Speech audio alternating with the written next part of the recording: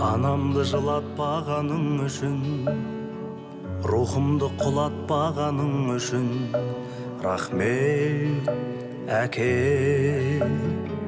Балам деп өбектегенің үшін, жамандық үйретпегенің үшін, рахмет әке.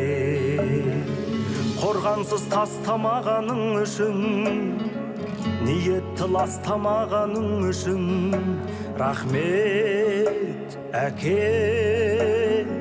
Ең жақсы адам болғаның үшін, адамнан адал болғаның үшін, рахмет әке. Әкең деп айтатын анам, әкем деп айтатын адам, барға да шүкір.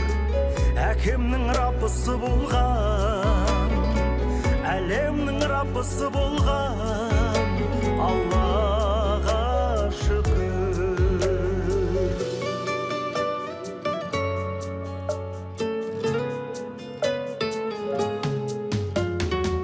Жап-жарық жұмақ болғаның үшін, уақытша сынақ болғаның үшін, рахмет өмір. Тағдырды таңдамайтының үшін, адамды алдамайтының үшін, рахмет өмір. Әкеммен қауыштырғаның үшін, анаммен таныстырғаның үшін, рахмет өмір. Бар жоққа бөленбейтінің үшін, барлығын дәлелдейтінің үшін, рахмет өмір.